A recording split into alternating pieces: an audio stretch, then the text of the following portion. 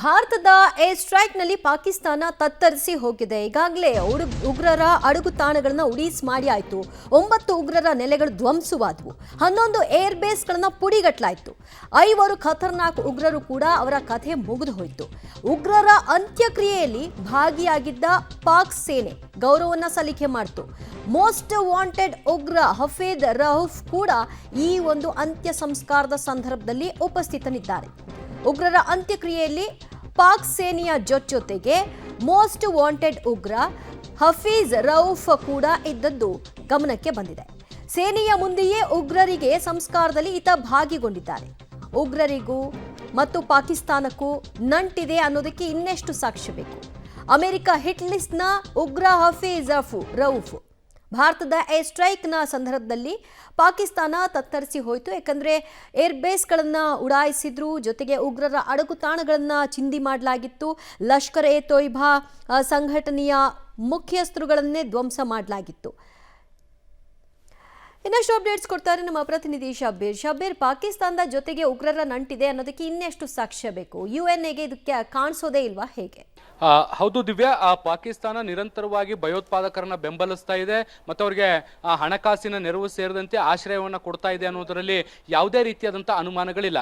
ಆದರೆ ಪ್ರತಿ ಬಾರಿಯೂ ಕೂಡ ನಾನು ಭಯೋತ್ಪಾದಕರಿಗೆ ಬೆಂಬಲವನ್ನು ಕೊಡ್ತಾ ಇಲ್ಲ, ಅವ್ರಿಗೆ ಆಶ್ರಯವನ್ನು ಕೊಟ್ಟಿಲ್ಲ, ಭಯೋತ್ಪಾದನೆಗೂ ನನಗೂ ಕೂಡ ಸಂಬಂಧ ಇಲ್ಲ, ಭಯೋತ್ಪಾದನೆಯಿಂದ ಖುದ್ದು ನಮ್ಮ ದೇಶವೇ ಹಾಳಾಗಿದೆ, ಅದರಿಂದ ನರಳ್ತಾ ಇದೆ, ಅದರಿಂದ ಆಚೆ ಬರುವಂಥ ಪ್ರಯತ್ನಗಳನ್ನ ಮಾಡ್ತಿದ್ದೀವಿ ಅನ್ನುವಂಥ ನಿಟ್ಟಿನಲ್ಲಿ ಪಾಕಿಸ್ತಾನದ ನಾಯಕರುಗಳು ಒಂದು ಕಡೆ ಹೇಳಿಕೆ ಕೊಡ್ತಾರೆ. ಮತ್ತೊಂದು ಕಡೆ ಪಾಕಿಸ್ತಾನದ ನಾಯಕರೇ ಖುದ್ದು ಈ ಭಯೋತ್ಪಾದಕರ ಅಂತ್ಯಕ್ರಿಯೆಗೆ ಹೋಗಿ ಅಲ್ಲಿ ಏನು ಎಲ್ಲ ವಿಧಿವಿಧಾನಗಳನ್ನು ಪೂರ್ಣಗೊಳಿಸಿ ಮುಂದೆ ನಿಂತು ಬರುವಂತ ಕೆಲಸವನ್ನ ಕೂಡ ಮಾಡ್ತಾರೆ. ಇದ್ರ ಜೊತೆಗೆ ಅನ್ಫಾರ್ಚುನೇಟ್ ಅವರಿಗೆ ಭಯೋತ್ಪಾದಕರಿಗೆ ಸರ್ಕಾರಿ ಗೌರವಗಳನ್ನು ಕೂಡ ಕೊಡುವಂತ ಕೆಲಸಗಳನ್ನು ಕೂಡ ಮಾಡ್ತಾ ಇದ್ದಾರೆ.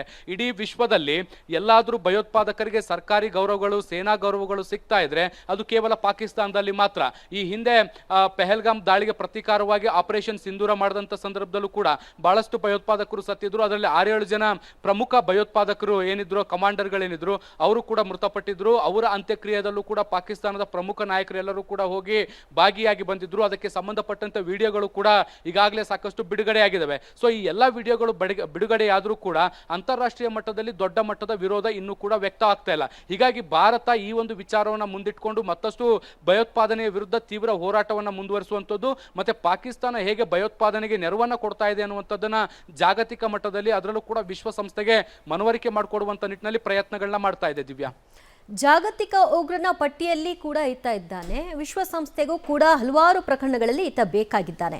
ಹೀಗಿದ್ದಾಗಲೂ ಕೂಡ ಇದನ್ನು ಯಾಕೆ ಗಮನಿಸ್ತಾ ಇಲ್ಲ? ಈಗ ಇದನ್ನೇ ಭಾರತ ಗಂಭೀರವಾಗಿಟ್ಕೊಂಡು ವಿಶ್ವಸಂಸ್ಥೆಯ ಗಮನ ಸೆಳೆಯಬಹುದಾ? ಖಂಡಿತವಾಗ್ಲೂ ನೋಡಿ, ಈ ಬೆಳವಣಿಗೆ ಈಗ ಮುನ್ನೆಲೆಗೆ ಬಂದಿರುವಂಥದ್ದು. ಇದನ್ನು ಮುಂದಿಟ್ಕೊಂಡು ಭಾರತ ಮತ್ತೊಂದು ತಂತ್ರಗಾರಿಕೆಯನ್ನ ರಾಜತಾಂತ್ರಿಕವಾಗಿ ಮಾಡುವಂಥ ಎಲ್ಲ ಸಾಧ್ಯತೆಗಳನ್ನು ಕೂಡ ನಾವು ನಿರೀಕ್ಷೆ ಮಾಡ್ಬೋದು. ಮುಂದಿನ ಹಂತದಲ್ಲಿ ವಿಶ್ವಸಂಸ್ಥೆಯಲ್ಲಿ ನಡೆಯುವಂಥ ಸಭೆಗಳಲ್ಲಿ ಈ ಒಂದು ವಿಚಾರವನ್ನು ಪ್ರಸ್ತಾಪ ಮಾಡ್ಬೋದು, ಈ ವಿಡಿಯೋಗಳನ್ನು ಕೂಡ ಪ್ರಸ್ತುತಪಡಿಸ್ಬೋದು.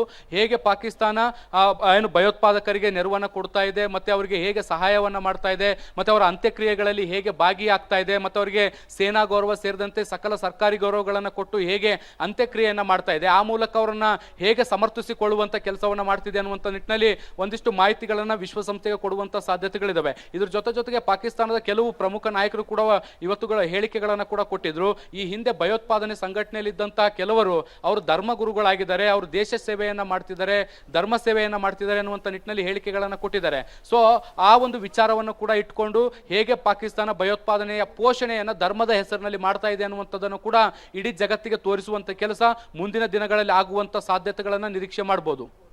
ಆಲ್ರೈಟ್ ಶಬ್ಬೀರ್, ಥ್ಯಾಂಕ್ ಯು ನಿಮ್ಮೆಲ್ಲ ಮಾಹಿತಿಗೆ.